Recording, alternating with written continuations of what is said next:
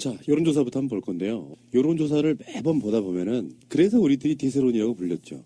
거의 비슷한. 반기문이 빠지니까 올라오는 주자가 있긴 한데 1위 주자를 이기지는 못해. 그런 느낌이었는데 저는 이 결과를 보고요. 일단 어떤 느낌이 들었냐면 누가 장난치나? 사실 지지율이 어느 날 갑자기 폭등하고 떨어지고 이런 경우는 거의 없는데 그게 예를 들어서 말이에요. 이 결과가 여론조사 매체들 중에서 이름이 비교적 떨어지거나 무명의 회사가 발표한 거라 그러면 믿기 좀 힘들었을. 물론 뭐 보수적이라고는 해도 갤럽, 이 갤럽이 갖고 있는 여론조사 매체로서의 영향력이랄까요? 위치는 사실 같은 여론조사 매체라고 다 같은 건 아니거든요. 한국에서는 아마 가장 큰 회사, 정확한 회사라는 표현은 좀 그래도 거기서 나온 결과이기 때문에 좀 사실 충격이 있는데 문재인 29, 안희정 19 이게 문재인님 29% 나온다는 거는 그렇게 대단한 뉴스는 저는 아니라고 봐요. 실제로 다른 여론조사에서도 29%가 있으니까요. 같은 시간대에. 근데 안희정 지사의 9포인트 상승한 거는 굉장히 충격적이네요. 안희정 전략의 성공인지 어떤 건지 한번 이분들과 한번 이야기를 한번 나눠보겠습니다. 일단 안희정 지사와 미모의 라이벌 김민석 담당님께 소감 한번 묻겠습니다. 안 지사 좋아하는 분들이 또 이거 뭐 엔티하는 거 아닌가 모르겠네요. 아니에요. 어저께 제가 물어봤어요. 다른 분들한테. 걱정할 것 없다? 답이 딱 하나 나오더만. 와, 김민석이 훨씬 낫지. 안희정 화장한 거야. 맞아. 안 지사 화장했더라고. 그래서 그러니까. 방송 출연은 디스 좀 해야 기본이에요. 되겠다. 분장은 기본이에요. 한 번 하고 나면 안 지우고 하루 종일 돌아다니시잖아요. 아니 그리고 저는 분장하면 사람들이 못 알아봐요. TV로 보니까 진짜 연예인 비리시더라고요. 그러니까요. 아니 화장도 그렇고 머리도 그렇고 이쁘던데요? 네. 안희정이요? 네. 그러니까 미모 대결하는 거죠.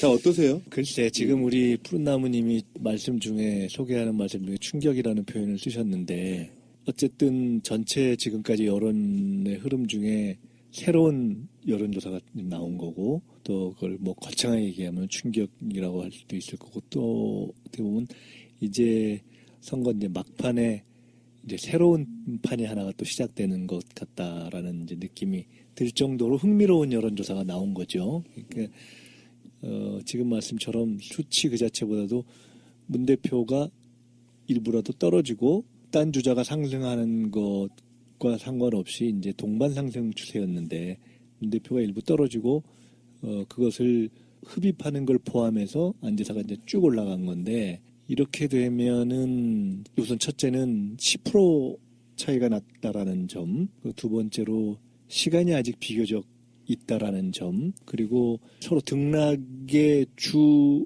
풀이 어디에서 빠지고 어디에서 올라갔냐라는 것을 볼 때 주로 당 지지층 바깥 부분에서만 그런 거 아니냐라고 지금까지 이제 봐왔는데 일부가 당 지지층 안쪽으로 들어온 것 같아요. 지금 이제 갤럽의 아주 디테일 글을 다 살펴보지는 않았지만은 이 민주당 지지층 내에서의 이동이다 이제 이렇게 얘기하고 있는 것을 봐서 이제 그러면 아마 지역까지도 살펴봐야 될 텐데 지역 중에 어디가 이제 움직였느냐를 봐야 되겠죠. 근데 뭐 골고루일 텐데 우선 주목해서 봐야 될 것은 호남 부분일 텐데 결국은 민주당이 가장 열성 또는 전통 지지층에 기반이 있는 부분이기 때문에 그 부분에서 일부 빠지고 일부 올라간 것이어서 총괄적으로 보면 경선에서의 긴장도를 높이는 이게 충분한 계기가 된 것 같아요.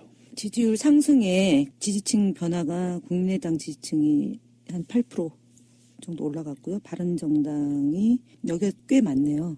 17% 정도 상승됐고 호남에서 이제 변화가 좀 폭이 좀 크고요. 충청도가 거의 같이 붙어 있는 문 후보의 지지율과 안희정 후보의 지지율이 오차범위 안으로 이제 좁혀지고 있다. 이제 이게 오늘 여론조사 변화된 형태고, 그 다음에 20대, 40대 충청권에서 지지도가 좀 올라가고 있다는 것 같습니다. 대연정 그 발언 나온 다음부터 지지했던 사람들도 오히려 굉장히 실망스럽다고 하면서 많이 지금 돌아서고 있는데 여론조사는 또 이렇게 그 지지율이 올라간 걸로 나와요.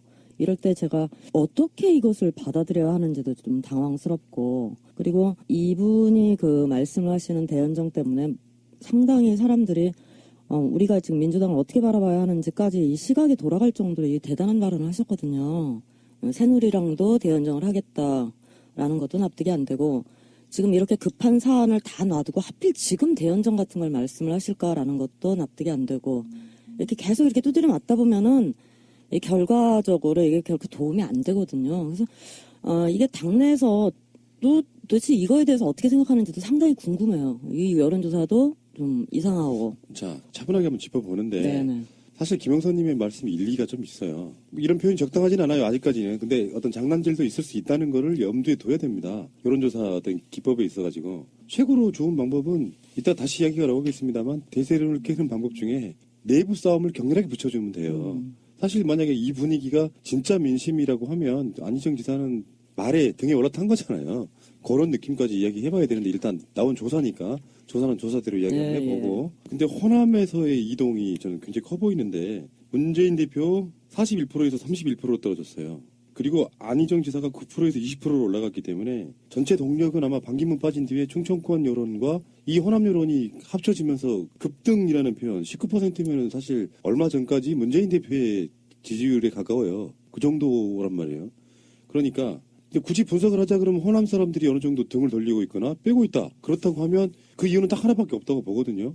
전인범, 그게 반영됐을지 안 됐을지 모르겠지만 최근에 논란되고 있는 전인범은 5.18을 발법 명령을 한 사람이 전두환 대통령 아니다. 이렇게 이야기해서 지금 호남 쪽에 반발이 좀 있단 말이에요. 그런 영향을 끼치지 않았을까요? 김현 특보님? 근데 어저께 여론조사 한 거잖아요. 어저께. 근데 이제 그 발언은 이제 오마이뉴스 인터뷰는 어제 그저께고요. 어제 보도가 오후에 뭐 듣는데 우려는 하더라고요. 호남에 계신 분들이 그 5.18 발언이 매우 우려스럽다. 뿐만 아니라 이제 그 부인의 비리 이제 성신여대 학생 조교들을 이제 진급 행사에 불러서 일을 하게 했다. 근데 그거는 사실은 여성이 볼 때 뭐 남성 여성 뭐 차이는 없지만 제가 주변에 이렇게 여쭤보면 군대 갔다 온 사람들은 사실은 그분이 한미 동맹 문제를 푸는데 굉장히 도움이 될 만한 자질이 있는 분이다라는 점을 우선 얘기하고요. 제 주변에 있는 여성분들은 고개를 좀 절레절레 하는 분위기예요. 그것뿐만 아니라 이제 그 이전에도 또 이제 좀 작지 않은 일이 또 있었잖아요. 그러니까 주변에서 많이들 얘기하는 게 이런 사건 사고가 없는 게 중요한 거 아니냐, 대선을 가는 과정에서 이제 좀 혐오스러운 행위나 발언 또는 국민 정서에 좀 어긋나는 일, 이런 것에 대해서 예민하게 반응하는 세대들이 있지 않습니까? 그것이 반영이 안 됐다 보기는 좀 어려울 것 같고요. 특히 제가 볼 때는 이제 물론 더불어민주당의 지지율이 40%이기 때문에 굉장히 이제 재밌는 경선, 이제 흥미진진한 경선으로 이제 국민들 관심이 높아지는 건 저희한테는 매우 고무적인 거고요. 더불어당을 뺀 바른정당이나 이제 자유당, 이름 바꾼 자유당, 그다음에 국민당, 소위 이 3당의 후보군들이 고착 상태거나 빠지고 있는 것이 또 한편 관전 포인트 아닌가. 1, 2위가 다 더불어민주당 후보에게 지지를 보내고 있다는 점은 저희로서는 매우 감사한 거고요. 나머지 정당이 지리멸렬한 것이 이제 국민의 민심, 그러니까 정권 교체와 적폐 청산을 요구하는 국내 민심이 계속적으로 보여지고 있기 때문에 제가 볼 때는 뭐 이런 흐름에 국민들에게 겸허하고 국민을 위한 정치, 그다음에 공약 이런 거 검증 이런 게 필요하지 않을까 봅니다. 조금 저는 두서없이 그냥 몇 가지 드는 생각을 말씀드리면 전인범 논란 그 부분은 아직 이 여론조사에 얼마나 반영됐는가 이거는 잘 모르겠어요. 이거는 이제 이후에 더 반영될 가능성이 있다. 오히려 이후 대처에 따라서 그렇게 냉정하게 보는 것이 맞는 것 같고요. 그다음에 지금 우리 김현 의원님 말씀하신 내용 중에 요 자체를 분석하는 걸 떠나서 어쨌든 가령 문재인 대세론을 안희정이 추격하느냐라는 어떤 관전 포인트가 생긴 것 자체는 그만큼 무대의 스포트라이트가 여전히 어떻게 보면은 지금 민주당 경선판으로 집중되고 있다는 효과가 있다는 점을 무시하기는 어려울 거예요. 그 자체가 어떻게 되느냐와 떠나서. 그리고 그렇기 때문에 어떻게 보면은 더 이쪽에서의 어떤 대세론에 대해서 흥미를 원하는 그리고 뭔가의 변화를 원하는 그러한 안팎의 민심이 결합되면서 지금 이쪽에서의 관전 포인트가 이렇게 생겨나고 있다는 측면이 있는 거니까 그거는 무시할 수 없다고 봐요. 세 번째로는 지금 우리 김영선님이 말씀하셨는데 대연정이라든가 뭐 등등등등 논란이 이제 분명히 있고 그것이 과연 앞으로 장기적으로 어떻게 작용할 것인가 분석을 해봐야 되는데 최종 결정을 하기 이전에 또 일반적으로도 선거에서 어떤 지지율의 등락을 가져오는 게 여러 가지 변수가 있지 않습니까? 일반적인 노선이라는 변수도 있고 지역이라는 변수, 뭐 출신지라는 변수, 심지어 젊느냐, 뭐 잘생겼냐 이런 것 등등이 다 있는데 그런 점에서 원래 안 지사가 가지고 있었던 잠재력의 폭은 있었던 거예요. 그런 여러 가지 점에서. 그런데다가 지금 박 시장이 불출마한다라든가 또는 김부겸 불출마한다라든가 등등 속에서 사실은 어찌 보면 지금 가장 1위를 달리면서 대세론을 가고 있는 문재인 후보를 일정하게 견제할 수 있는 2위 후보, 그 누가 됐든지 간에 그것이 등장한다면 골로 일정한 지지표가 몰릴 수 있는 룸은 남아 있었던 거예요. 특히 호남에. 호남 자체에서 사실은 문재인 후보가 일정한 핸디캡도 좀 있었고 압도적이지 못했지 않습니까? 그래서 그 룸이 있었던 부분이 지금 들어간 거예요. 그래서 그 부분은 어떻게 대연정 논란이라든가 이런 거 등등이 있는데 저렇게 올라가지? 라고 보기에는 그 판단은 이제 진짜 본게임이 시작돼가고 있기 때문에 조금 더 가야 볼 수 있다라는 것이 하나 있고 또 하나는 드는 생각은 제가 아까 누구한테 아침 회의를 하다가 그런 얘기를 했는데 이 잔매라는 게 무섭거든요. 선거나 이런 거는 원래 큰 돌뿌리에 사람이 잘 넘어지지 않아요. 잔돌에 이렇게 여러 가지 이미지가 나쁜 이미지가 만들어지는 그런 거죠. 거거든요, 잔매. 근데 이럴 때 이제 긴장을 해야 되는 거니까 아마 이것이 문재인 캠프 입장에서는 충분히 긴장할 만한 저는 사유가 되고 긴장해야 될 거라고 봅니다. 그리고 이런 긴장의 과정을 거쳐야 돼요. 반드시. 그렇죠, 맞습니다. 반드시 거쳐야 되는 건데 지금 보면 몇몇 최근의 논란이 있었고 그래서 그 부분에 있어서 뭔가 좀 긴장도가 떨어져 보이는 것이 지금 이렇게 나타나고 있는 거거든요. 뭐 영입이라든가 등등등 이래서 저는 상당히 일단은 긴장할 만한 사유가 형성됐다. 그리고 아직까지는 아마도 지지율에 최종적으로 누가 정말 국정을 담당하는 것이 좋겠느냐라는 적합도. 최종 결정의 지지율이 반영되는 시기는 아직 저는 아니라고 봐요. 예. 그러니까 그거 이전에 지금 선호의 문제다. 그래서 아까 말씀하신 가령 이제 지지층에 있어서도 대연정 문제, 뭐 사드 문제 등등등 여러 가지 쟁점을 놓고 그럼 정말 어떻게 하지 하는 문제를 놓고 한 번 더 조정될 시기가 있을 것이다. 근데 그때까지 후보들이 어떻게 하느냐가 상당히 영향을 미칠 텐데 이제는 그리고 어쨌든 안 지사는 지금 대연정 논란이 일면 시비 내지는 일면 비판점을 형성했지만 반면에서는 스포트라이트를 형성한 면이 있거든요. 일단 관심을 쫙 끌어올리면서 이 선거나 이런 정치에서는 한두 주 동안 일단 그 거론이 된다는 것이 굉장히 중요한 거 아닙니까? 그 점에서의 주목도를 높인 효과가 아마 조금 더 플러스가 됐다라고 보여져서 예. 이제 실질적인 검증, 실질적인 본게임, 진짜 싸움. 본게임이 저는 이 야권 내부의 게임이 시작된 것 같다는 느낌을 갖습니다. 정치인들한테 아마 여론조사는 TV 시청률 조사랑 비슷할 거예요. 민감할 수밖에 없는데 숫자가 얼마가 나왔냐 중요한 게 아니라 그 흐름 자체가 흔히 얘기하는 예. 추세가 중요한 거니까요. 근데 문재인 대표는 사실 이런 느낌이에요. 굉장히 오랫동안 사랑했던 부인이 하나 있었는데 어떤 오해와 이런 걸로 헤어졌다가 다시 만난 기분이야. 그래서 나름대로 이렇게 다시 만나면요 굉장히 더 애틋하고 막 더 잘해주고 싶고 이런 게 있는데 갑자기 어제 썰전 나오신 이후에 지금 말씀하신 것처럼 그런 감정이 복받쳐서 막 사람들이 네. 아우성 치는 분들 아니 계시던데. 그러니까 그 이야기는 뭐냐면은 그 사랑했던 부인이 호남을 저는 표현하고 싶은 거예요. 오해는 뭐냐면 뭐 호남 홀대론 같은 걸로. 근데 그게 아닌 걸 알아서 그 아름다운 부인이 이제 미롤 관계가 다시 잘 만들어지고 있었는데 갑자기 김민석 대표가 말씀하시는 덜컥수 느낌으로 다시 부인이 돌아서려고 하는 그런 느낌이라 그런 면에서 지금 굉장히 노심초사 할 것 같습니다. 일단. 캠프 구성을 하고 있는 과정이잖아요. 문 대표 쪽이. 근데 이제 총괄선대 본부장을 맡은 송영길 의원도 호남이고, 그 다음에 비서실장 맡은 임종석 의원도 호남. 그리고 오늘 언론 보도에 알려진 상황실장도 강 기자. 네, 호남. 그래서 사실은 그동안 이제 호남을 홀대했다라는 과장된 그런 여론 문매로부터 좀 극복하기 위한 노력을 진짜 눈물겹게 하고 있는 거거든요. 그래서 저는 뭐 참여정부가 제대로 못했던 호남에 대해서 이런 얘기는 지난 이제 2015년 당내 경선 과정에서 많이 형성된 거고, 그리고 이제 총선에서 이제 국민의당에게 저희가 뭐 전패하다시피 했던 이런 이제 배경도 되는데, 하여튼 호남에 공을 들이고 호남과 함께하겠다, 손을 내민 손을 꼭 잡아달라고 얘기하는 문 대표의 진정성 그것이 어쨌든 변화를 좀 많이 이제 변화가 있다라는 얘기가 현장에서 들려오는 건데 오늘 여론조사가 어떤 의미인지 조금 더 심층적으로 좀 들여다봐야 되는 거고 여기에 맞춰서 역할을 조금 방식을 좀 더 강구해야 되지 않을까라는 생각이 듭니다. 이 전인범 씨 같은 경우에는 문 대표님께서 이 검증 과정을 거치고 안 거치고 할 수 있는 그런 게 이게 아니었던 게 이게 무슨 보직을 주는 자리도 아니었고 그리고 부인에 대한 어떤 그런 거라 뭐 이런 것 때문에 지금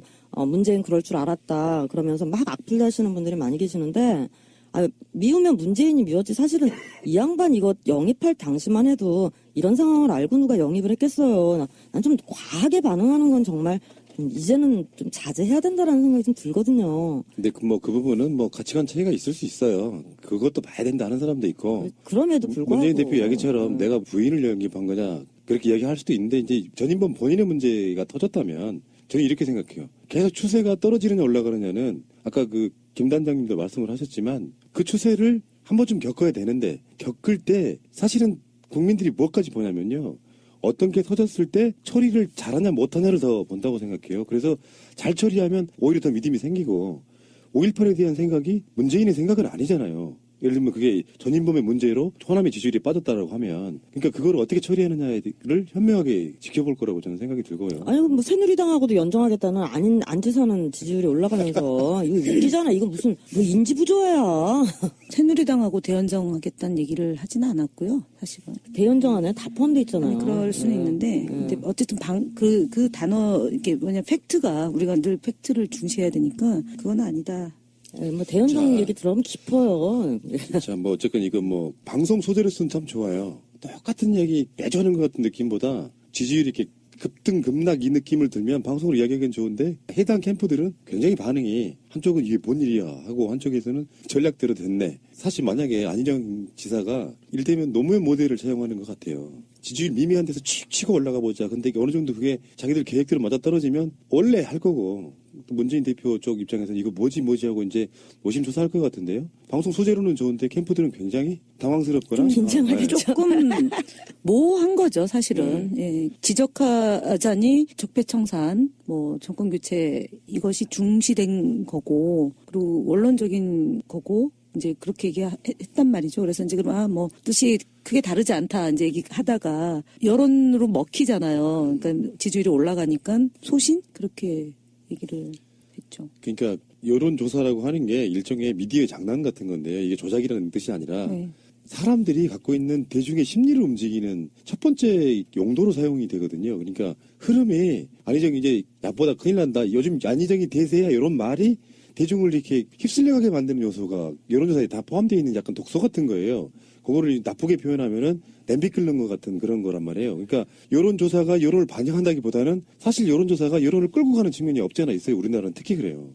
요 상황에서 이후에 이제 몇 가지 이제 각 캠프들이 신경을 쓰게 되고 후보들도 신경을 쓰게 되면서 이렇게 또 우리가 관전할 때 주목할 수 있는 포인트가 몇 가지 생길 수 있는데 첫째는 아까 말씀드렸지만 역시 호남이죠. 이게 이제 결국 민주당 내부 지지층의 정서가 어떻게 가느냐와 연관돼 있고 현실적으로는 이게 경선이 시작되면 이번은 참 흥미롭게도 4번이 예정돼 있는데 호남에서 시작하거든요.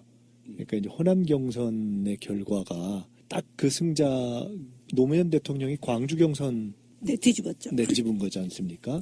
근데 그때는 이제 그러니까 처음에 시작했던 레이스를 광주에서 뒤집은 케이스인데 이번에는 그냥 처음이 광주, 그러니까 호남 경선이기 때문에 호남 경선에서 딱 결론이 나버리면 그걸로 끝이다 이렇게는 아니어도 상당히 이제 분위기를 거의 이제 끝을 낼 거란 말이에요. 그래서 역시 이번 이제 결정을 호남에서 하게 되는 상황이 와서 치열하게 이제 그 논쟁의 중심 무대가 될 것이다 하는 것이 하나 있고요. 예. 두 번째로는 어쩔 수 없이 지금 당장 지금 우리 이 영선님하고 우리 김현희 의원님 두 분이 말씀하면서도 나왔는데 가령 대연정이니 또는 사드니 이런 등등 어느 정도는 내부에서 서로 조금씩 다른 얘기가 나와도 특히 문재인 대표 입장에서는 어찌 보면 조금 이렇게 적당히 넘어갔던 쟁점들이 있잖아요. 과연 계속 그럴 수 있을까? 될까 저는 조금 이렇게 흥미롭게 지켜보게 돼요. 그러니까 왜냐하면 결국 그 지점에서 어느 지점에서 상황이 이렇게 되실까, 어느 지점에서 다시 이 추격세에 대해서 각을 세워야 될까 하는 고민을 하게 될 거예요. 그리고 어떻게 보면은 초반에 그런 부분에 대한 입장을 어떻게 하느냐에 따라서 이게 달라지지 않았을까까지 포함해서 여러 가지 지금 시나리오가 가능하기 때문에 아마 캠프에서 그 문제를 상당히 고민을 하게 될 수밖에 없을 것이다. 저는 그렇게 보고 그거를 어떻게 처리하고 대처하느냐. 아까 얘기했던 몇 가지 지금 최근 나타나는 약간 뭐 덜컥덜컥한 그런 큰 캠프가 되면 반드시 그런 문제는 생기게 돼 있는데 이게 너무 큰 캠프로 대세론으로 오래 왔기 때문에 어찌 보면은 그 국정을 운영할 때 항상 문제가 생기는 거잖아요. 그런 것 같은 상황이 지금 이제 어쨌든 1등 캠프에서 지금 나타나고 있는 것인데, 그 1등 캠프에 이런 일이 있을 수 있다는 건 어떻게 보면은 필연적인 거예요. 그리고 이걸 어떻게 대처하느냐도 필연적인 것이기 때문에 지금부터 한두 주 사이에 과연 문 대표 캠프에서 메시지라든가 문 대표의 어떤 다른 후보들에 대한 어떤 입장을 어떤 식으로 또는 생각이 다른 것들을 조금 더 이렇게 그냥 포용하는 식으로 할 거냐 아니면 뭐 조금 더 각을 세우는 식으로 할 거냐 하는 그 부분에 관전 포인트가 하나 있을 것 같고, 또 하나는 흥미롭게도 그 지금 2위권을 쭉 가다가 3위로 지금 떨어지고 또 안지사가 상승하면서 조금 더 빠져버린 이재명 시장이 그러면 가질 스탠스라든가 그 몫이 또 그것을 지지했던 그 지지층의 심리, 정서가 이 지금 중간 레이스라든가 최종 결정에서 어떻게 영향을 미칠 것인가 하는 부분이 사실은 살아있는 거예요. 이게 프로야구 레이스에서 우승팀 맞추기였으면 웃으면서 이야기할 수 있는데 결국에는 정권 교체랑 아주 밀접하게 연관돼 있는 이야기를 하다 보니까 조심스러울 수밖에 없고요.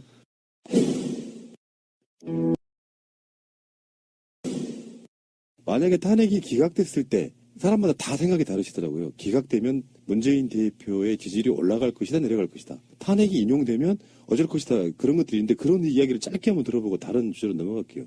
어떻게 생각하세요? 탄핵이 만약에 기각됐을 때는 문재인 대세론이 깨질 수 있다고 생각하세요? 공고해질 수 있다고 생각하세요? 기각되면 대통령은 이제 활동이 재개되는 거잖아요. 그렇게 되면은 이게 나라냐, 도대체 이게 말이 되는 거냐, 어떤 상황이 벌어질지 모르기 때문에 그때는 정말 이 상황을 돌파하고 그다음에 이끌어 갈 수 있는 사람이 누구냐, 적임자가 누구냐, 이제 우리 소위 민주 대 적폐 세력과의 싸움이 되는 거잖아요. 그러면은 훨씬 더 그 결집도가 강고해진다고 보는 거고요.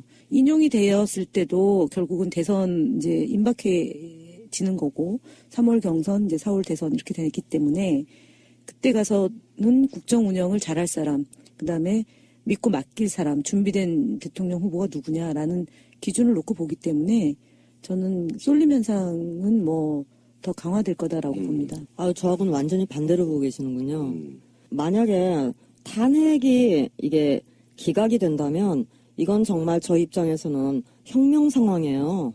저희들이 다 들고 일어나야 되는 그런 상황에서 문재인 대표 같은 경우에는 아마도 지금까지 그 어떤 전투성이라든지 여러 가지 면에서 저희들이 보기에는 굉장히 많이 아쉬운 점이 있었기 때문에 새로운 어떤 새로운이 아니라 인물이 새롭다는 게 아니라 다시 이 혁명 정국을 이끌 어떤 그런 분한테 저희들이 어떤 기대를 갖게 되지 않을까라는 생각이 들고, 그분이 누구라는 건 아직 정말 떠오르지 않아요.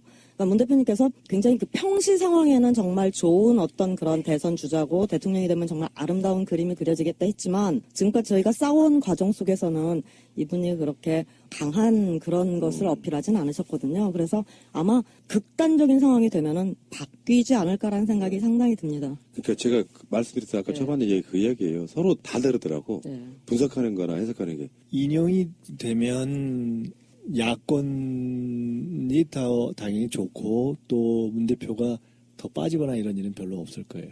기각이 되면 야권의 대세론이 흔들리는 면도 조금 있고 보수의 결집이 조금 더 강화되면서 보수 쪽의 황교안 지지율이 더 올라가겠죠. 그렇게 되면 문 대표의 경우는 문 대표의 지지율이 더 상승해서라기보다는 안지사의 지지율이 그때는 빠지면서 양강 구도로 가는 국면으로 바뀌지 않을까.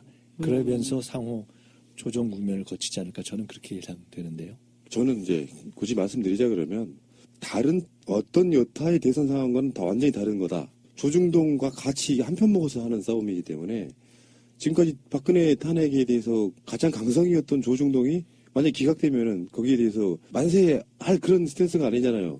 뭐 애매할 네, 거예요. 그러니까 머리 아플 거야. 3월 종편 취소. 아니, 그래도. 아니 그렇게 돼 있죠. 네. 박근혜 대통령이 만약에 네. 3월 달에 이제 그 종편 제2허가가 결정되잖아요. 종편에 의해서 얼마나 이 비판받았다고 생각하겠습니까? 그러니까 박근혜 몰락에 사실은 총대를 메고 있었던 사람들이 조중동이라 박근혜 만약에 탄핵이 기각이 돼버리면 거기서 예전처럼 박근혜 쉴드 칠 상황이 아니라서 국민들이 저렇게 지금 앞에 여론조사에 거론을 안 했는데요. 박근혜 탄핵을 찬성하는 여론이 79%예요. 박근혜 탄핵시키지 전과 하나도 변하지 않고 있는 게 지금 조중동이 그분들 꽉 잡고 있거든요. 그렇죠. 당신들 박근혜 지지하면 안 돼 이렇게. 그러니까 반대 15%도 여지부동인데 그러니까 기각되건 탄핵이 인용이 되건 상관없이 지지율에 변함 없을 거라고 저는 보는 건데요. 단 탄핵이 인용되면 오히려 탄핵이 인용되면 박근혜를 지지했던 사람들의 표가 딱 한쪽 사람에게만 몰리겠지만 그건 진짜 박스권에 묶이는 딱 그렇게 한번 예상해 봤었거든요. 제 입장에서는. 조중동 안고 가는 싸움은 굉장히 쉬워요. 어떻게 보면. 어마어마한 뭐가 있는 게 아니고. 그러면 조중동이 안희정 지사를 막 띄워서 지금 이렇게 됐다는 분석도 가능할 수도 있어요. 솔직히 말씀드리면. 문 대표님을 막 까는 거는 봤는데 그게- 안지사를 띄우는 건 못 본 것 같아요. 그게 그거죠. 아, 그래요? 그럼요. 난 너무 순진한가 봐. 문재인 대표를 비판하고 비난하고 조그마한 문제 가지고도 침소봉대해서 연일 아까도 말씀하셨지만 잔매 멍들고 가랑배우 젓는다고요. 이게 지금 그 예전에는 최순실 게이트로 쭉 집중이 되다가 이제 정치권 다룰 때 보면 편파성이 매우 심각하거든요. 그러니까 종편뿐만이 아니고 지금 이제 1위 후보를 모든 후보 진영과 모든 당에서 나머지 당에서 공격을 하잖아요. 그리고 제가 KBS의 시청률이 어쨌든 연령대가 높은 분들한테는 굉장히 높은데 KBS 라디오 프로나 아니면은 방송 대담 프로그램에 나오는 진행자 패널들 이게 거의 종편에 버금가는 수준으로 지금 하고 있는 거예요. 그러니까 거기서 매일 그러니까 두들겨 맞는 거고 MBC는 뭐 이미 더 심각한 수준이고 그래서 문재인 후보가 공격받고 비판받고 비난받는 것이 이제 부수적으로 다른 사람들한테 가는 거죠. 조중동이 안지사를 띄워서 안지사가 올라갔다 이렇게 얘기하기는 좀 그렇고 그러면 듣는 안지사 쪽도 좀 기분이 그건 거시기할 것이고 예를 들어서 문재인 야권에서의 정권 교체 가능성이 그간 제일 높았다고 대략 공론으로 형성돼 있는 문재인이 아닌 그 누구를 계속해서 자꾸 띄우는 거 이거는 조중동의 일관된 보도 태도였다 이렇게 볼 수는 있죠. 그렇게 얘기하는 건 뭐 맞겠죠. 신문으로만 이야기할게요. TV조선이나 채널 L을 말하는 게 아니라 조중동의 일관된 스탠스는 박근혜 탄핵 찬성 문재인 대통령 반대 이거 아니에요. 그러니까 계속해서 딴 사람을 띄워보는 네. 거죠. 예, 그러니까 그것이 꼭 그 사람 특히나 뭐 다른 뭔가의 어떤 변수 내지는 상대적으로 약화 내지는 매체 자체의 발언권의 강화 뭐 이런 여러 가지 의도가 있을 텐데 어쨌거나 분명한 것은 조중동의 태도 가운데 어쨌든 문 대표 쪽을 계속해서 일관되게 공격하는 그거는 뭐 분명하죠. 그리고 그러면, 다른 누군가를 계속 띄우고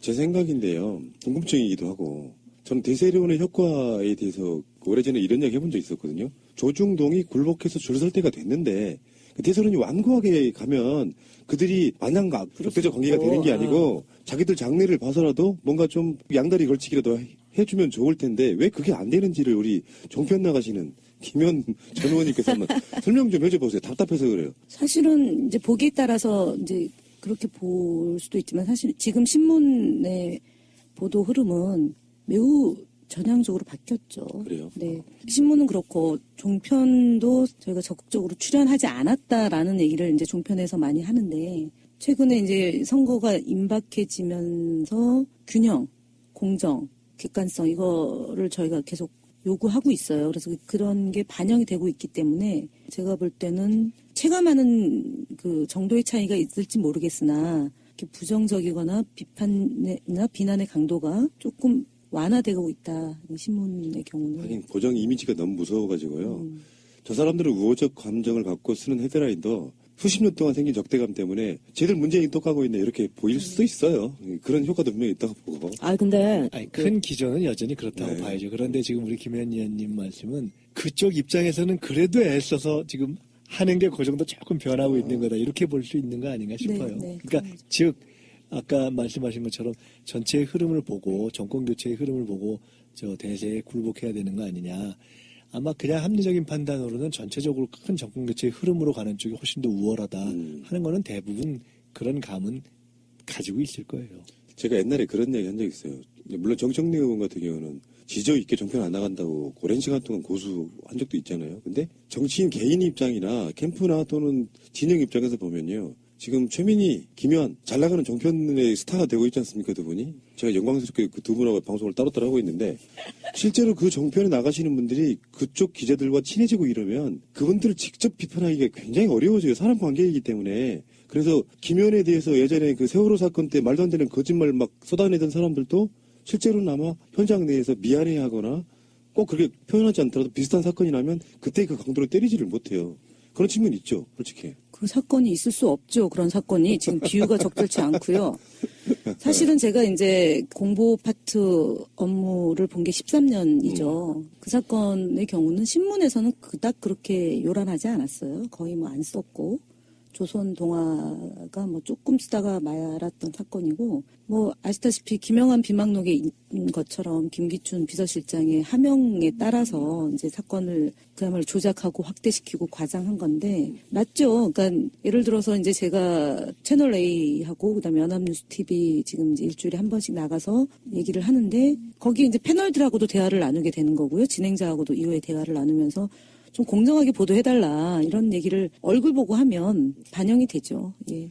그리고 아까 중요한 말씀 하셨는데 정편이 특히 이제 TV조선이나 채널A는 특히 그렇고요. MBN까지 지상파처럼 여건이 좋지가 않으니까 원래는 법적으로 정해진 편성 규율 같은 게 약간 좀 무시된 측면. 그러니까 지들은 예능이라고 던졌는데 알고 봤더니 정치 예능 이런 식이에요. 그러니까 시간 때우기는 제작비 없이 굉장히 제일 좋아서 싸고 만들기 쉽고. 그러니까 조중동 지면을 채우는 거하고 다르게 아까 말씀하신 것처럼 김현 사건을 지면에서는 못 다루는데 시간 할애하다 보니까 이상하게 그 왜곡시켜버리는 그 요소가 그것 때문에 더 있는 거예요. 정확하게 보도라 교양 이런 배분을 지킨다고 하면 다룰 만한 건수도 안 되는 거를 프로그램마다 작가들이 그걸 이슈로 가져와서 토론하니까 마치 대단한 사건처럼 부풀려지는 그 여론 왜곡 현상이 나타나는 거예요. 캠프가 지금 구성되고 있는 걸로 알고 있는데 언론에서는 뭐 그 캠프에 대한 얘기를 깊게 다루진 않아요. 근데 그런 이야기를 잠깐만 들어보려고 합니다. 일반 청취자분들은 캠프는 차리는 것 같고 누구누구 영입했던 소리까지는 들려도 내부적으로 어떻게 들어가는지 일단 캠프를 잘 만드시는 걸로 유명하신 우리 김단장님께 한번 여쭤보겠습니다. 캠프김이에요, 캠프김? 예전에 그런 것만 전문으로 하신 분이잖아요. 캠핑을. 캠핑만 해요? 캠프도 아마 그 정치의 여론조사에 힘을 입은 정도의 규모로 커지죠. 사실 그렇지 않아요? 뭐 당연히 그렇죠. 당연히 그런데 각 캠프마다 조금 입장이 다를 텐데 문 대표 캠프는 또 다른 고충이 있을 거예요. 뭐냐면 흔히 이야기하는 소위 친문이라고 하는 부분에 대해서 자꾸 공격을 받으니까 그렇지 않은 분들로 채워보자 하는 그런 내부적인 욕구는 굉장히 강하고 또 그렇게 하려는 소위 친문을 계속 일관적으로 해왔던 분들도 그렇게 마음을 열어놓고 그 캠프 구성을 하도록 돕겠다는 그런 생각은 상당히 강하고. 근데 반면에 이 이른바 그간의 대세론이라는 게 있어가지고 괜히 사람들이 이런 거 있잖아요. 거기 가서 하면 뭐 좀 줄 서는 것 같고 좀 자존심도 상하고 좀 창피하고 이러니까 또 가기도 좀 그렇고.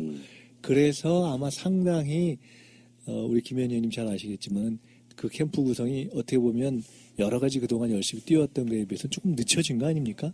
어떻게 보면 그런 측면도 좀 있는 것 같고.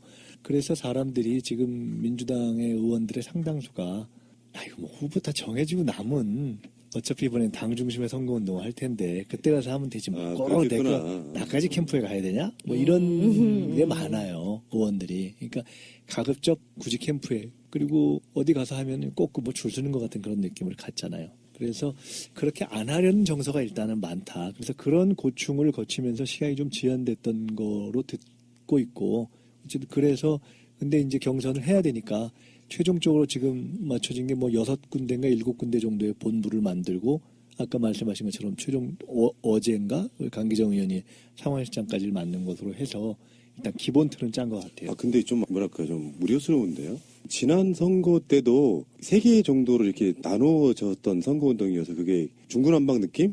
그게 있는데 또 지금도 그렇게 그 찢어보는 거예요? 부분에 대해서는 아니 이제 그건 다른 거죠. 지금 이제 그거는 경선 시기가 있고 그다음에 경선이 끝나면 본선을 해야 되는데 지금 저번에도 말씀드렸지만은 탄핵이 인용된다고 하면 실제로 2달 후에 대통령이 선택돼야 되는 일정을 볼 때 경선이 한 달 내에 다 끝나버리는 것이기 때문에 경선 과정이 정말 신속하게 진행된단 말입니다. 그리고 문재인 대표는 지난 대선 때와는 달리 이미 당대표를 거쳐보고 대선을 치러본 입장의 후보이고 또 안희정 이재명 지사는 상대적으로 그런 당 내에서는 약하고 하기 때문에 전혀 다른 이유로 한편은 본인들이 다 한다고 하면 이거 뭐 너네가 다 하냐? 이렇게 되는 것 때문에 또 반대로 이재명, 안희정 양쪽은 그렇게 막 수에 있어서 아주 막 그 많은 수를 현재 지금 끌어안고 있지 않기 때문에 둘 다 다른 이유로 해서 일단 후보가 정해지면 당 중심의 이른바 선거운동을 하겠다. 지난번에는 이게 문재인 대표 자신이 혁신과 통합이었나요? 그렇게 결합을 하고 그다음에 당 대표라든가 이런 걸 거치면서 장악해보지 않은 상태에서 이게 단일 체계, 더구나 뭐 이해찬 대표가 그 당시에 뭐 논란을 거쳐서 빠져버린 이런 속에서 당의 역량과 시민사회의 역량이 효율적으로 이렇게 결합이 안 된 문제점이 있었는데 이번에는 그렇게 하지 않아야 되겠다라는 점에 대해서는 다 공히 생각을 갖고 있는 것 같고 후보가 되었을 경우에 당 중심으로 선거운동을 해도 괜찮고 그래야 되고 자신 있다라는 것이 문 대표 쪽의 인식인 것 같아요. 그러니까 그 점에 대해서는 후보가 결정됐을 때 이번에 그 효율적으로 선거운동을 하는 문제에 있어서는 누가 후보가 되든지 간에 저는 큰 문제는 지난번에 비해서는 없을 것이다. 경선용이라기보다는 본선용에 가까운 저는 그런 느낌을 받았거든요. 지금 구조는 경선용이에요. 지금 구조는 경선용이고 본선으로 갔을 때 조금 더 유연하게 이제 그러니까 재편집할 수 있는. 재편집하고 그다음에 현재 지도부가 빠져 있는 거잖아요. 당대표와 최고위원들이 그렇죠. 빠져 있고, 그 다음에 정책위, 뭐, 민주연구원, 이런 소위 덩어리가 큰 곳은 이제 정책을 이제 후보가 됐을 때 이제 결합해서 가는 거기 때문에 굉장히 이게 큰 것처럼 보이고, 이제 찔끔찔끔하다 보니까 마치 굉장히 규모가 큰 것처럼 이제 인식이 되잖아요. 근데 실제로는 대선이 이제 경선이 이제 뭐 4군데 해가지고 1차 이제 선거인단 모집을 2월 15일 날 한다고 오늘 최고위원회에서 결정을 했다고 하는데 4군데를 집중해서 경선을 치르려고 하면 이 지금 현 선대 구조가 굉장히 소규모인 거죠. 지금 선대본부장이 7본부장이라고 하는데 뭐 홍보, 그다음에 전략, 그리고 전략, 조직, 정책, 그다음에 뭐 대변인, 비서실. 이제 이 규모고 그다음에 이제 선대위원장 SNS 선대위원장이 이제 7명 지금 발표한 거는 이미경, 전윤철, 그다음에 김상건, 김진표 이렇게 4분인가요? 공동. 예, 네. 지금 현재 4명인데 예전에 2012년도 경선이 2달 넘게 진행됐던 그 시점 그때의 경선 캠프 규모랑 비교해 보면 지금이 훨씬 더 소규모예요. 그래요? 네. 그러면 그 송영길 총괄 본부장 네. 임명 의도는 뭐예요? 그분이 갖고 있는 장점, 뭐 시장 경험 있고, 그다음에 호남 출신이고, 그다음 수도권, 네, 지금 현역 의원이고요, 사선 의원이잖아요. 그러면 당 내부적으로는 사실은 친문이 아니었던 사람이었다는 소리인 거고요. 네, 새로운 인물. 문재인 대표의 성격상 보면 친문이 아니었던 사람이고 실제로 당 내에서 어느 정도 신망이 있으니까 이런 일이 가능하잖아요. 그러니까 저희가 2015년도 당대표 경선 끝나고 당대표 되고 나서도요. 친문이라고 소위 바운다리 안에 있었던 사람 중에 당직이 딱 한 명이었어요. 김경협 수석 사무부총장. 그 조직 담당 그때 이제 수석 사무부총장 하는 것 갖고도 논란이 많았어요. 당내에서 다 하냐 그래서 아니 사무총장도 아니고 정책위의장도 아니고 그럴 정도로 거의 극도로 이제 몸조심을 하는 거죠. 소위 친문이라고 얘기하는 분들이. 근데 이번에도 마찬가지인 거죠. 전해철 의원의 경우는 지금 최고위원으로 활동하고 있는 거고 양정철 전 비서관이 지금 비서실 부실장으로 이제 뭐 내정된다고 하는데 그다음 이호철 그분은 부산에서 안 올라오고 계셔요. 부산에서 주로 활동하고 노무현 재단 활동하는 거 말고는 없는데 진짜 유령과 같은 그런 얘기를 자꾸 함으로 인해 가지고 마치 문재인 후보가 그런 일을 하는 것처럼 이제 되는 거죠. 근데 그걸 믿는 사람들이 있어요? 이거는 어제도 종편에서 아주 공식적으로 나왔어요. 삼철 딱 이래가지고. 미친 새끼들 아니요. 그래서 제가 저 사람들이 좀 정말 할 말이 없으니까 저건 디테일이 아니고 저 정말 쓰레기통에 머리를 이렇게 딱 쳐박고서 이렇게 작은 무슨 종이 조각 이런 거 주워서 소설 쓰는 이런 느낌을 제가 받기도 했는데 네. 중요한 거는 이 친문해가지고 그 많은 사람들이 우려하는 부분이 지금 보직 같은 게 없다라고 말씀하시는데 없음에도 불구하고 그 비선 실세 아니에요. 보직이 없는 게 아니고 예. 전해철 의원은 최고위원이고요. 네. 이호철 의원은 부산에서 활동하고 있고요. 양정철은 비서실에 부실장으로 내정이 되어 있어요. 그래서 네. 활동하는 겁니다. 그 비선도 비선이 아니네. 아니에요. 제가 네. 얘기하는 것은. 네, 활동을 그렇게 하시는데도 불구하고 그 활동하는 자기에게 주어진 어떤 위치보다도 더 막강한 정치력을 행사한다라는 게 상당히 그 오랜 기간 이 정치인들하고 친하게 지냈던 그 야인들의 그 말씀이거든요. 아니 근데 이건 프레임이에요. 그러니까 그거를 빨리 해명은 아니지만 그러니까 저 같은 그래도 사람은 우아하게 잘 보여주실 필요는 있어요. 좀. 저 같은 잘 풀어서. 사람은 그런 네. 종류의 이야기를 믿지도 않고 듣고 싶어지도 않지만 종편에서까지 떠든다니까 요즘. 종편에서 떠드는 거죠. 그러니까 원래 종편이 떠드는 아니 거였죠. 우리도 떠들어요. 우리도. 그러니까 요 프레임이 뭐냐. 문재인은 아무것도 아닌 사람인데 실제로 그 영향력을 행사하는 사람들이 뒤에 장막에 있는 사람들이 있다라는 있을 이미지를 것이다. 주기 위해서 말 만들기 좋게 삼철 이렇게 해가지고 철자로 끝나는 세 분 이거는 거기에 넘어가서도 안 되고요. 가깝게 친하게 지내는 사람은 다 그런 식으로 몰아가면 이게 박근혜와 최순실 관계처럼 만들려고 하는 그런 프레임은 정말 그냥 이거 양아치들이 하는 짓이고 그 이야기는 그게 2002년도 친노 프레임이 친문 프레임으로 변질된 거 아닙니까? 그러니까 2002년도에. 정치에서 인간관계나 또는 친서관계 또는 뭐 지지하는 사람이 있는 거는 불가피한 거고 현실적인 거잖아요. 그러니까 근데 야 너 누구는 그렇게 뭐 가까운 사람이 많아 또 누구는 실제로는 어쨌든 간에 그런들이 다 하는 거지 이런 식의 이야기 또는 비판 방식 이런 것은 사실은 뭐 동서고금 세계적으로 다 정치에서 있는 것이기 때문에 일단 그러니까. 현실적으로 객관적 사실만 놓고 이야기한다면 지금 이제 이재명 캠프, 안희정 캠프가 열심히 이제 캠프 구축을 하고 있고 원래 확보한 지지세에 비해서는 또는 지지하는 사람들에 비해서는 한편으로는 전체적으로 민주당 내 우선 현역 의원들을 중심으로 한 부분은 캠프에 직접 결합하는 부분을 상당히 조금 보류하고 있는 정서가 상당히 있는 것이고 그리고 문 캠프에서는 그 부분을 소위 친문이다라고 했던 사람들이 아닌 부분으로 넓히는 노력을 하고 있는 것 자체는 분명하다. 뭐 이 정도가 일단 객관적 팩트 그러면은 같아요. 가장 측근이라고 하면 솔직히 김경수 의원 정도는 되죠. 측근이라는 나쁜 의미가 아니라 일종의 진짜 호위무사 같은 거.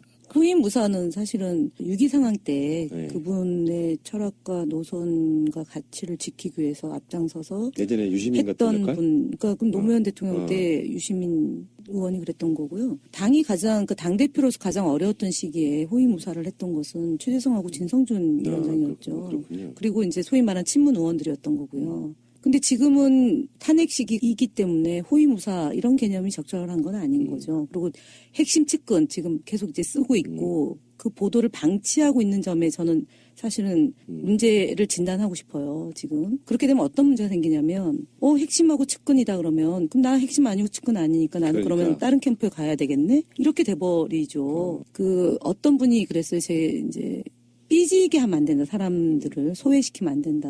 그런 마음이 안 들도록 잘 관리하는 것도 캠프의 역량이라고 저는 보는데 지금 이제 말씀하셨던 핵심이다. 그러면 핵심으로 지목된 분들이 본인들이 문제 제기를 해야죠. 무슨 핵심입니까? 일을 하는 거죠. 그러면은 지금 여기 앉아 계신 김민석 특보단장이 추미애 핵심입니까? 아니잖아요. 핵심 아니에요?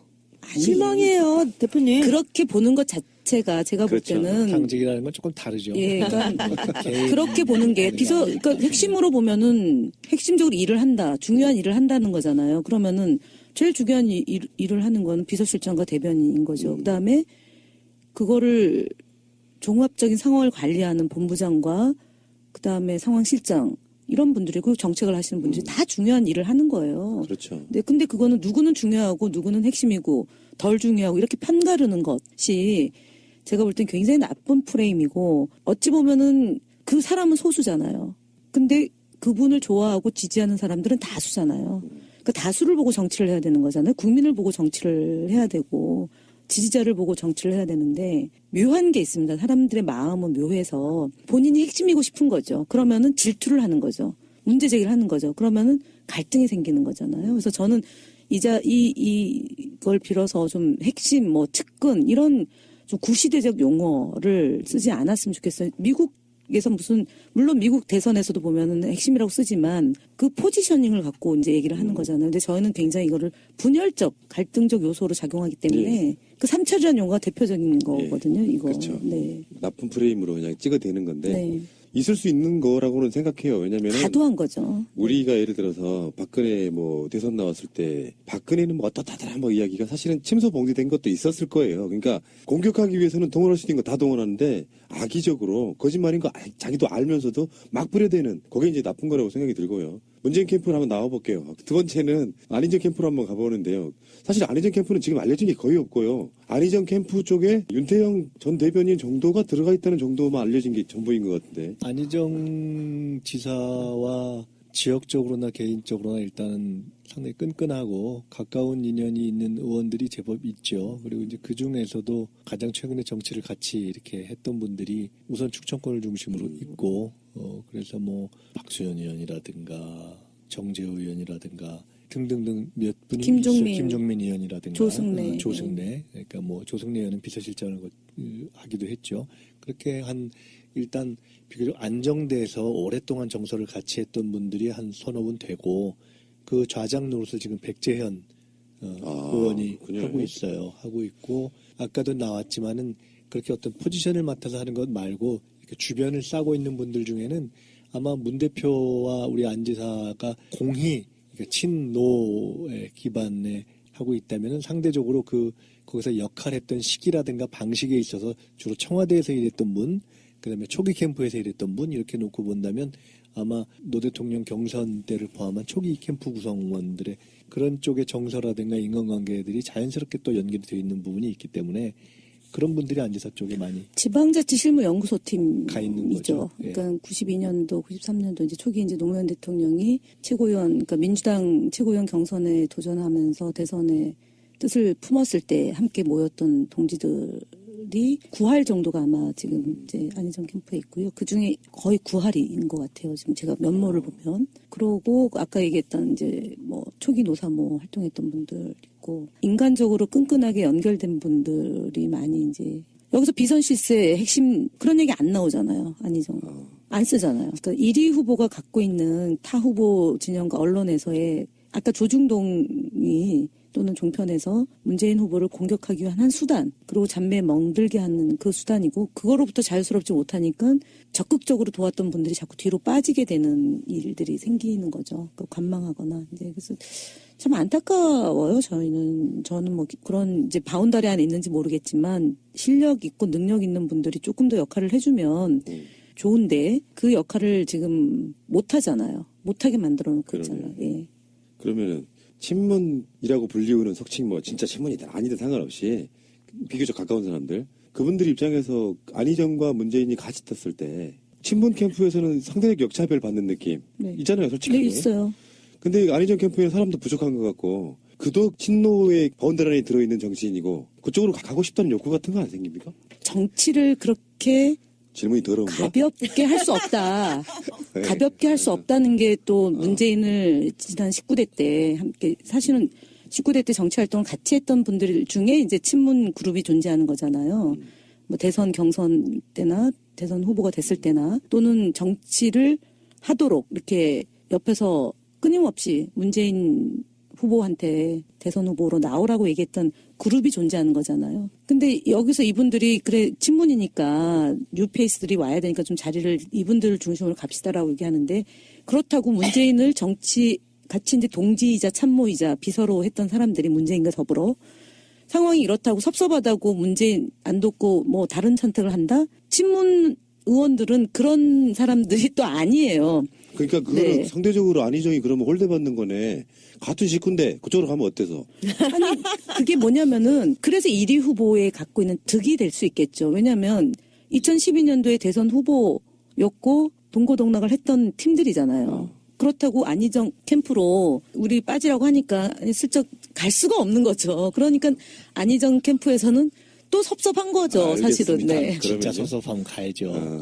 근데 이제 말씀처럼 큰 틀에서 보면 문 대표 쪽이나 안 지사 쪽이나 심지어 또 이재명 시장도 의원들 개인으로 보면 가까운 사람들이 막 겹치잖아요. 특히나 문 대표하고 안 지사 같은 경우는 굉장히 겹치는 경우 많죠. 그러니까 어떤 한 A라는 의원이 여기는 이래서 내가 지난번에 선거운동을 했지만은 안희정과 가령 나이가 비슷할 수도 있고 학교를 같은 데 나왔을 수도 있고 등등등등 있잖아요. 그렇기 때문에 오히려 조금 빠져 있어야 되겠다. 이게 많다고 봐야 되겠죠. 여기서 지금 내 이야기는 언제 나오나 하는 분이 한 분 계신데요. 이재명 시장, 안희정 지사까지는 가도 이해해 줄 것 같은 느낌도 있고 이게 감정적으로만 나빠지지 않으면 최소한 문재인은 이재명이든 안희정이든 만약에 누가 당선된다고 해도 거기에 대해서 어떤 식으로도 불만을 표시하는 스타일은 저는 아닌 것처럼 보이거든요. 최소한 지금 이 빅3 안에는 졌을 때 그거는 네. 아마 저는 셋이 다 그렇다고 네. 봐요. 결과가 나왔을 때. 그런데 이제 상대적으로 정말 소외감을 느낄 수밖에 없는 구성이잖아요, 지금. 이재명 시장. 이 입장에서는 이분한테도 지금 그래도 현역 국회의원들이 가고 있는 추세인 것 같고. 예. 처음에는 이제 김영진 의원이 혼자 있다가 재윤경 의원 했고 며칠 전에 박원순 캠프 있던 분 일부가 또 유승희 의원하고 결합. 또 한 분이 누구였죠? 김병욱. 예. 그렇게 결합을 해서 근데 개인적으로 들어보면요. 어제도 의원들 몇 분하고 식사를 했는데 얘기 들어보니까 이재명 시장의 노선이라든가 정책이라든가 이런 것이 좋다고 얘기하는 분들이 또 더 있더라고요.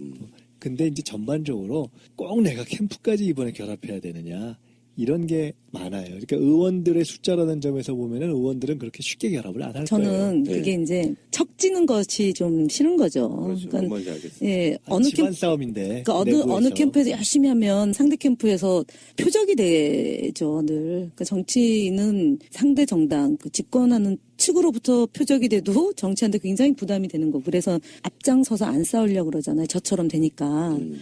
두 번째는 같은 당 안에서도 중립지대에 있는 분들이 몸값이 높아요. 참 이상하죠. 적극적으로 하면은 비토하는 세력이 생기기 그건 때문에. 인지상정이에요, 그거는. 그러면은 자연스러운 사람들이 거죠. 아니 근데 그렇게 되면 어떤 현상이 생기냐면 덜 적극적이 되는 거예요.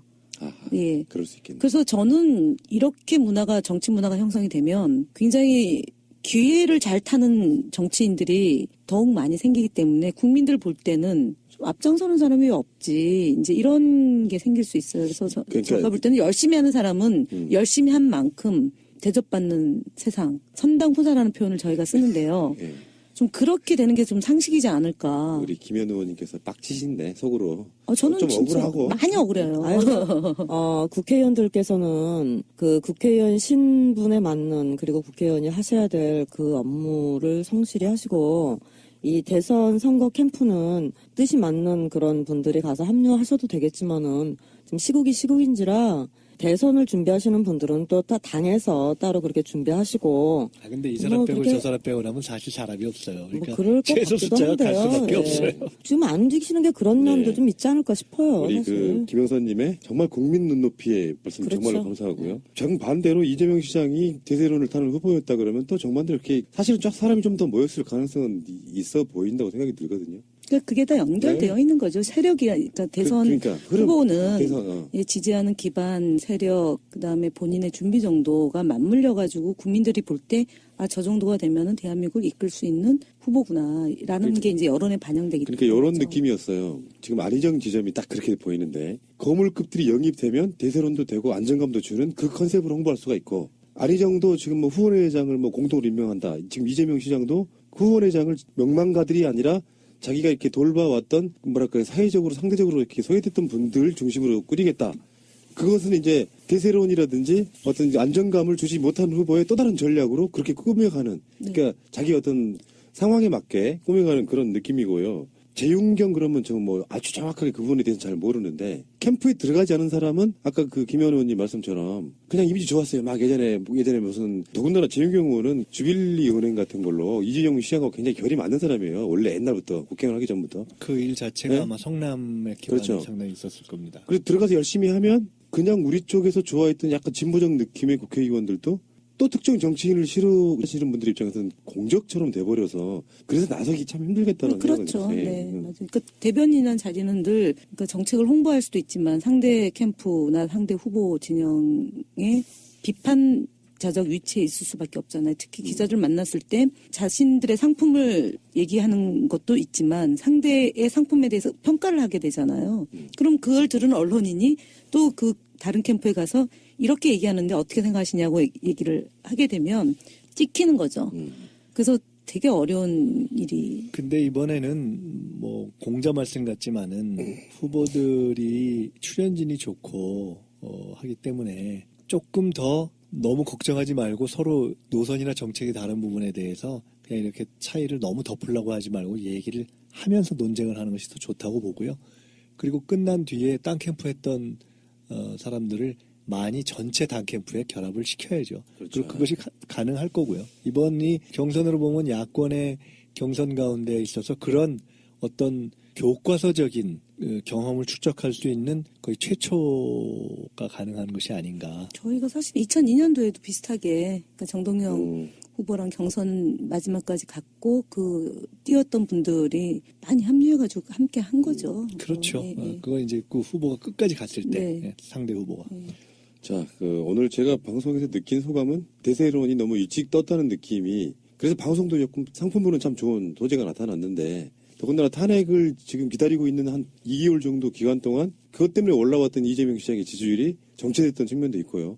그러니까 이게 지금 탄핵 기각의 흐름이 살짝은 감지되면서 지금 광장으로 다시 많은 분들이 모여들려고 하고 있고 그 와중에 덜컥수라면 덜컥수인 문재인 캠프 그 틈을 비집고 들어와서 지금 강력한 상승세를 보이고 있는 안희정 그리고 이제 다시 물 만난 고기가 돼야 되는 이재명 이 상황이 놓여있는 거 보니까 완전히 대세로는 아닐 수 있겠구나라는 생각이 드는 그런 한 시간 방송이었습니다. 황교안이 빠졌네요 오늘 대화에서. 어차피 그 사람은 우리 안중에 없을 수도 있고요. 반기문 지지율을 100% 가져가지 않으면 사실상 큰 의미가 없는 후보이기 때문에 이 아까운 시간에 황교안을 다루기는 싫었습니다. 자, 고생들 하셨고 추운 날씨에 조심해서 돌아가시기 바랍니다. 고맙습니다. 네, 수고하셨습니다. 네, 감사합니다. 감사합니다.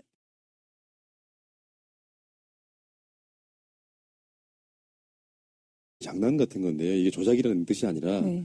사람들이 갖고 있는 대중의 심리를 움직이는 첫 번째 용도로 사용이 되거든요. 그러니까 흐름이 안희정이 이제 야보다 큰일 난다. 요즘 안희정이 대세야 이런 말이 대중을 이렇게 휩쓸려가게 만드는 요소가 여론조사에 다 포함되어 있는 약간 독소 같은 거예요. 그거를 나쁘게 표현하면은 냄비 끓는 것 같은 그런 거란 말이에요. 그러니까 여론조사가 여론을 반영한다기보다는 사실 여론조사가 여론을 끌고 가는 측면이 없지 않아 있어요. 우리나라는 특히 그래요. 요 상황에서 이후에 이제 몇 가지 이제 각 캠프들이 신경을 쓰게 되고 후보들도 신경을 쓰게 되면서 이렇게 또 우리가 관전할 때 주목할 수 있는 포인트가 몇 가지 생길 수 있는데 첫째는 아까 말씀드렸지만 역시 호남이죠. 이게 이제 결국 민주당 내부 지지층의 정서가 어떻게 가느냐와 연관돼 있고 현실적으로는 이게 경선이 시작되면 이번은 참 흥미롭게도 4번이 예정돼 있는데 호남에서 시작하거든요. 그러니까 이제 호남 경선의 결과가 딱 그 승자 노무현 대통령이 광주 경선 네, 뒤집었죠. 뒤집은 거지 않습니까? 근데 그때는 이제 뒤집었던, 그러니까 처음에 시작했던 레이스를 광주에서 뒤집은 케이스인데 이번에는 그냥 처음이 광주, 그러니까 호남 경선이기 때문에 호남 경선에서 딱 결론이 나버리면 그걸로 끝이다 이렇게는 아니어도 상당히 이제 분위기를 거의 이제 끝을 낼 거란 말이에요. 그래서 역시 이번 이제 결정을 호남에서 하게 되는 상황이 와서 치열하게 이제 그 논쟁의 중심 무대가 될 것이다 하는 것이 하나 있고요. 예.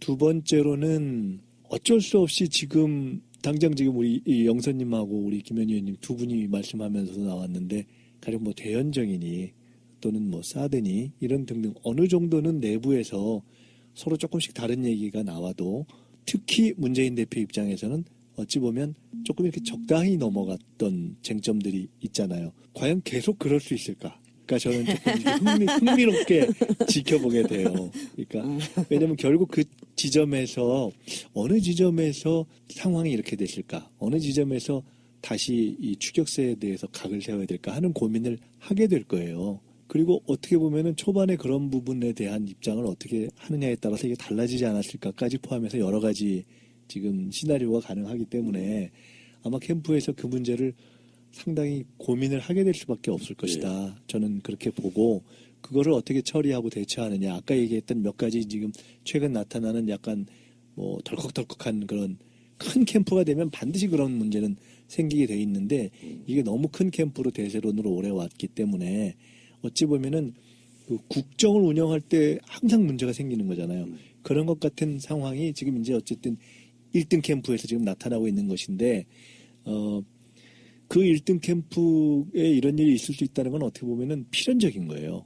그리고 이걸 어떻게 대처하느냐도 필연적인 것이기 때문에 지금부터 한두 주 사이에 과연 문 대표 캠프에서 메시지라든가 문 대표의 어떤 다른 후보들에 대한 어떤 입장을 어떤 식으로 또는 생각이 다른 것들을 조금 더 이렇게 그냥 포용하는 식으로 할 거냐 아니면 뭐 조금 더 각을 세우는 식으로 할 거냐 하는 그 부분의 관전 포인트가 하나 있을 것 같고 또 하나는 흥미롭게도 그 지금 2위권을 쭉 가다가 3위로 지금 떨어지고 또 안지사가 상승하면서 조금 더 빠져버린 이재명 시장이 그러면 가질 스탠스라든가 그 몫이 또 그것을 지지했던 그 지지층의 심리 정서가 이 지금 중간 레이스라든가 최종 결정에서 어떻게 영향을 미칠 것인가 하는 부분이 사실은 살아있는 거예요. 이게 프로야구 레이스에서 우승팀 맞추기였으면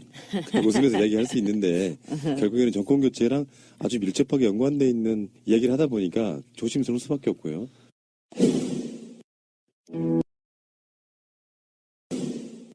만약에 탄핵이 기각됐을 때 사람마다 다 생각이 다르시더라고요. 기각되면 문재인 대표의 지지율이 올라갈 것이다 내려갈 것이다. 어떤 사람들도 오히려 굉장히 실망스럽다고 하면서 많이 지금 돌아서고 있는데 여론조사는 또 이렇게 그 지지율이 올라간 걸로 나와요.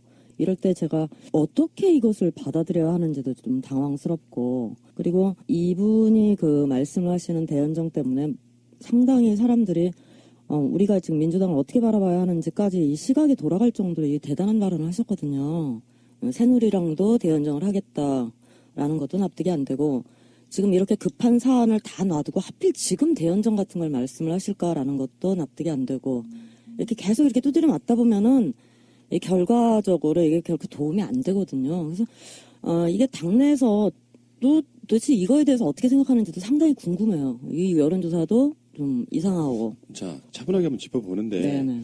사실 김영선님의 말씀이 일리가 좀 있어요. 이런 표현이 적당하진 않아요, 아직까지는. 근데 어떤 장난질도 있을 수 있다는 거를 염두에 둬야 됩니다. 여론조사 어떤 기법에 있어가지고. 최고로 좋은 방법은 이따 다시 이야기가 나오겠습니다만 대세론을 깨는 방법 중에 내부 싸움을 격렬하게 붙여주면 돼요. 사실 만약에 이 분위기가 진짜 민심이라고 하면 안희정 지사는 말에 등에 올라탄 거잖아요. 그런 느낌까지 이야기해봐야 되는데 일단 나온 조사니까 조사는 조사대로 이야기 한번 해보고. 근데 호남에서의 이동이 저는 굉장히 커 보이는데 문재인 대표 41%에서 31%로 떨어졌어요. 그리고 안희정 지사가 9%에서 20%로 올라갔기 때문에 전체 동력은 아마 반기문 빠진 뒤에 충청권 여론과 이 호남 여론이 합쳐지면서 급등이라는 표현 19%면은 사실 얼마 전까지 문재인 대표의 지지율에 가까워요. 그 정도란 말이에요. 그러니까 굳이 분석을 하자 그러면 호남 사람들이 어느 정도 등을 돌리고 있거나 빼고 있다. 그렇다고 하면 그 이유는 딱 하나밖에 없다고 보거든요. 전인범 그게 반영됐을지 안 됐을지 모르겠지만 최근에 논란되고 있는 전인범은 5.18을 발법 명령을 한 사람이 전두환 대통령 아니다 이렇게 이야기해서 지금 호남 쪽에 반발이 좀 있단 말이에요. 그런 영향을 끼치지 않았을까요? 김현 특보님? 근데 어저께 여론조사 한 거잖아요. 어저께. 근데 이제 그 발언은 이제 오마이뉴스 인터뷰는 그저께고요. 어제 보도가 오후에 듣는데 우려는 하더라고요. 호남에 계신 분들이 그 5.18 발언이 매우 우려스럽다. 뿐만 아니라 이제 그 부인의 비리 이제 성신여대 학생 조교들을 이제 진급 행사에 불러서 일을 하게 했다. 근데 그거는 사실은 여성이 볼 때 남성 여성 차이는 없지만 제가 주변에 이렇게 여쭤보면 군대 갔다 온 사람들은 사실은 그분이 한미 동맹 문제를 푸는데 굉장히 도움이 될 만한 자질이 있는 분이다라는 점을 우선 얘기하고요. 제 주변에 있는 여성분들은 고개를 좀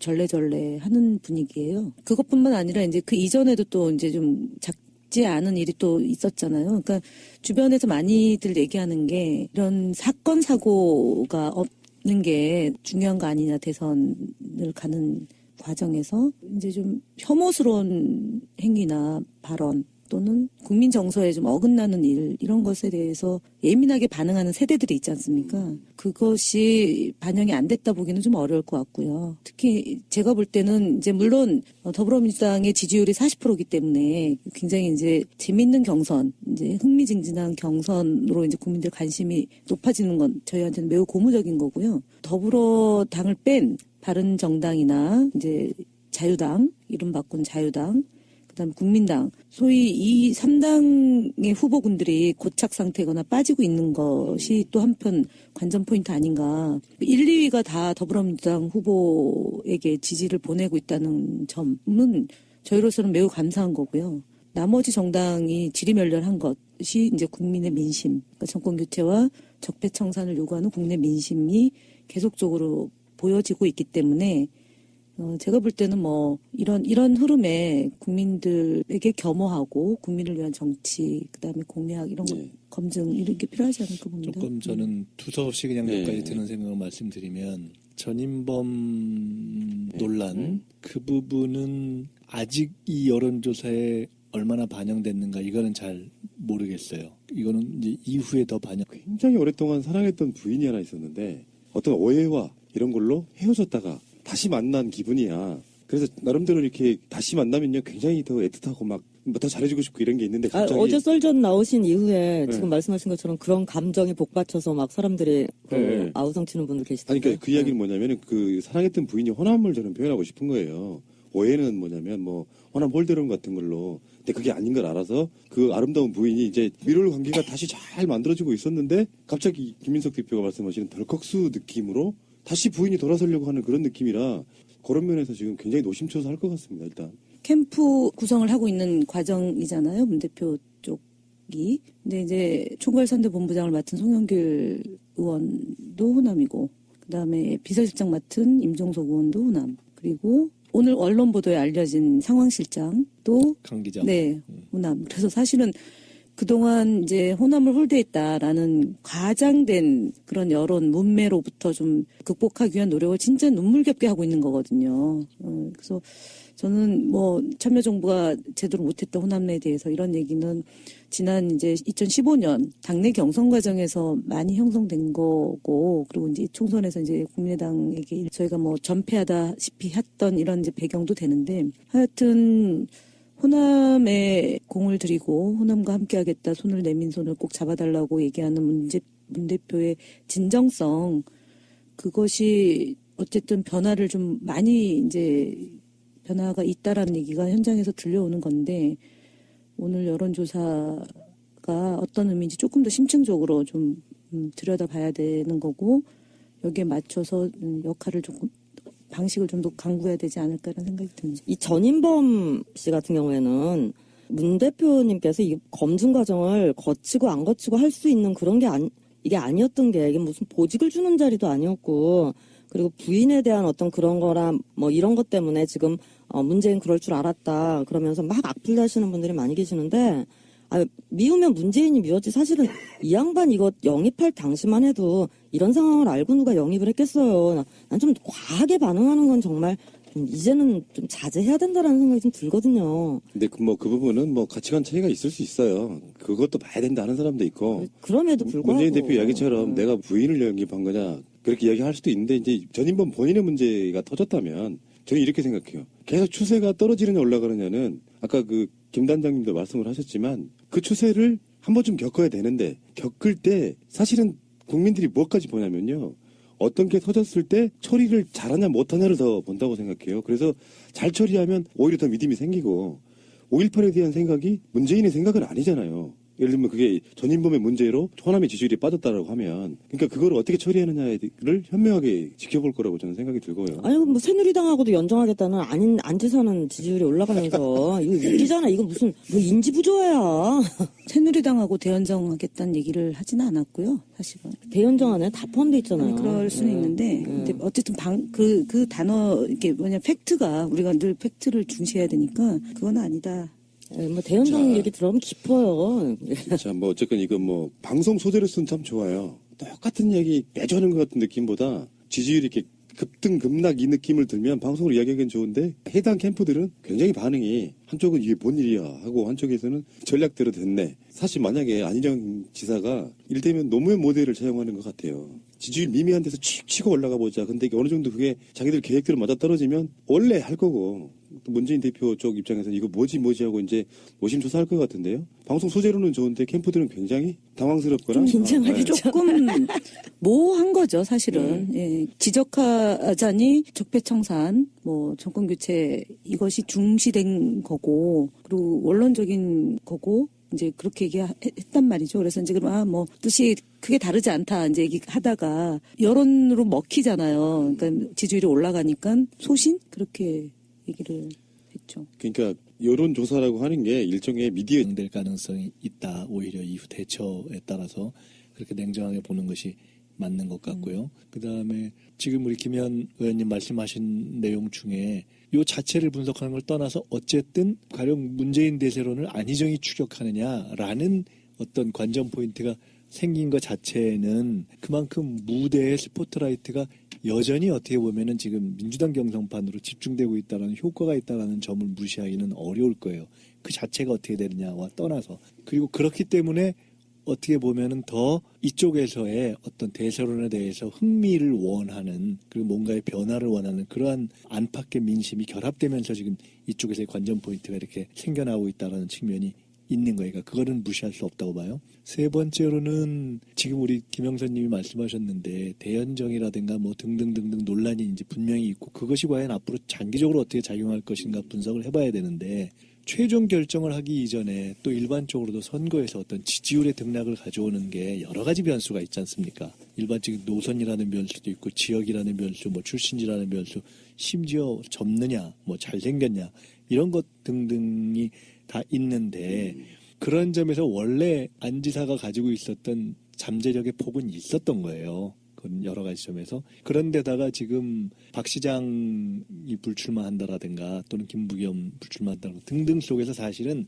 어찌 보면 지금 가장 1위를 달리면서 대세론을 가고 있는 문재인 후보를 일정하게 견제할 수 있는 2위 후보 그 누가 됐든지 간에 그것이 등장한다면 골로 일정한 지지표가 몰릴 수 있는 룸은 남아 있었던 거예요. 특히 호남에.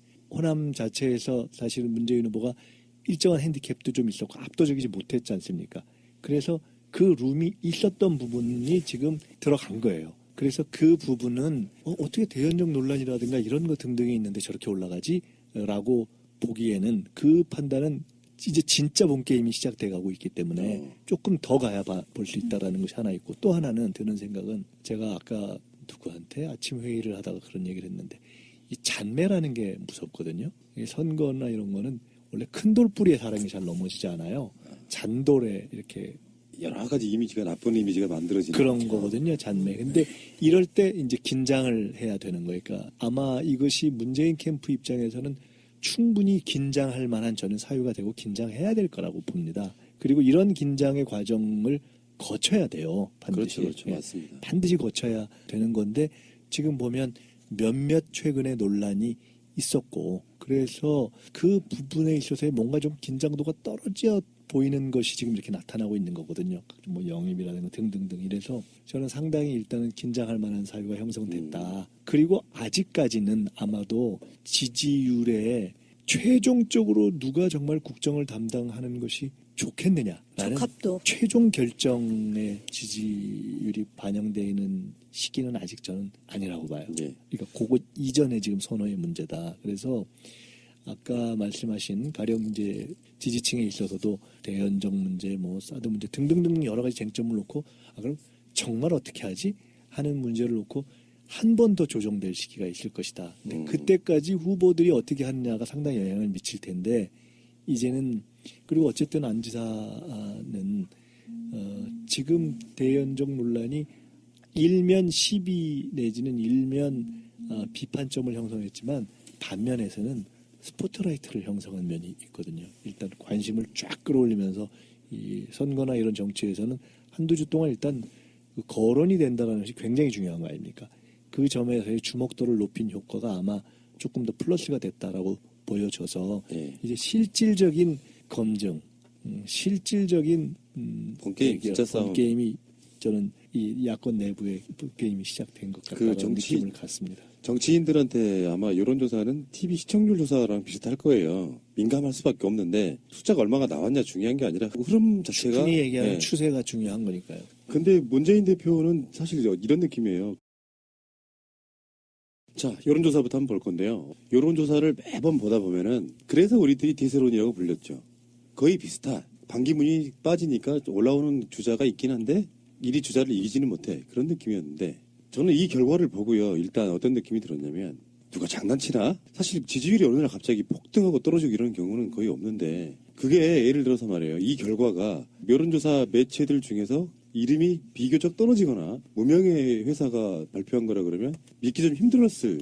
물론 뭐 보수적이라고는 해도 이 갤럽이 갖고 있는 여론조사 매체로서의 영향력이랄까요? 위치는 사실 같은 여론조사 매체라고 다 같은 건 아니거든요. 한국에서는 아마 가장 큰 회사, 정확한 회사라는 표현은 좀 그래도 거기서 나온 결과이기 때문에 좀 사실 충격이 있는데 문재인 29, 안희정 19 이게 문재인님 29% 나온다는 거는 그렇게 대단한 뉴스는 저는 아니라고 봐요. 실제로 다른 여론조사에서도 29%가 있으니까요.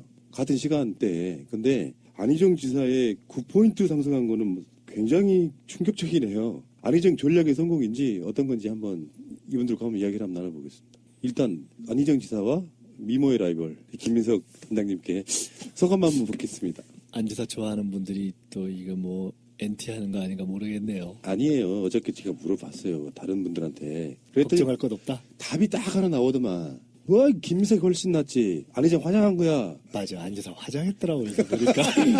방송 출연은 디시 좀 빼야 기본이에요. 되겠다. 분장은 기본이에요. 한 번 하고 나면 안 지우고 하루 종일 돌아다니시잖아요. 아니 그리고 저는 분장하면 사람들이 못 알아봐요. TV로 보니까 진짜 연예인 필이시더라고요. 그러니까요. 아니 화장도 그렇고 머리도 그렇고 이쁘던데요? 네. 안희정이요? 네. 그러니까 미모 대결하는 거죠. 자, 어떠세요? 글쎄 지금 우리 푸른나무님이 말씀 중에 소개하는 말씀 중에 충격이라는 표현을 쓰셨는데 어쨌든 전체 지금까지 여론의 흐름 중에 새로운 여론조사가 나온 거고 또 그걸 뭐 거창하게 얘기하면 충격이라고 할 수도 있을 거고 또 어떻게 보면 이제 선거 이제 막판에 이제 새로운 판이 하나가 또 시작되는 것 같다라는 이제 느낌이 들 정도로 흥미로운 여론조사가 나온 거죠. 그러니까 지금 말씀처럼 수치 그 자체보다도 문 대표가 일부라도 떨어지고 딴 주자가 상승하는 것과 상관없이 이제 동반 상승 추세였는데 문 대표가 일부 떨어지고 그것을 흡입하는 걸 포함해서 안 지사가 이제 쭉 올라간 건데 이렇게 되면은 우선 첫째는 10% 차이가 났다라는 점, 두 번째로 시간이 아직 비교적 있다라는 점, 그리고 서로 등락의 주 풀이 어디에서 빠지고 어디에서 올라갔냐라는 것을 볼 때 주로 당 지지층 바깥 부분에서만 그런 거 아니냐라고 지금까지 이제 봐왔는데 일부가 당 지지층 안쪽으로 들어온 것 같아요. 지금 이제 갤럽의 아주 디테일 글을 다 살펴보지는 않았지만은 이 민주당 지지층 내에서의 이동이다 이제 이렇게 얘기하고 있는 것을 봐서 이제 그러면 아마 지역까지도 살펴봐야 될 텐데 지역 중에 어디가 이제 움직였느냐를 봐야 되겠죠. 근데 뭐 골고루일 텐데 우선 주목해서 봐야 될 것은 호남 부분일 텐데 결국은 민주당이 가장 열성 또는 전통 지지층에 기반이 있는 부분이기 때문에 그 부분에서 일부 빠지고 일부 올라간 것이어서 총괄적으로 보면 경선에서의 긴장도를 높이는 이게 충분한 계기가 된 것 같아요. 지지율 상승에 지지층 변화가 국민의당 지지층이 한 8% 정도 올라갔고요. 바른정당이 여기가 꽤 많네요. 17% 정도 상승됐고 호남에서 이제 변화가 좀 폭이 좀 크고요. 충청도가 거의 같이 붙어 있는 문 후보의 지지율과 안희정 후보의 지지율이 오차범위 안으로 이제 좁혀지고 있다. 이제 이게 오늘 여론조사 변화된 형태고, 그 다음에 20대, 40대 충청권에서 지지도가 좀 올라가고 있다는 것 같습니다. 대연정 그 발언 나온 다음부터 지지했던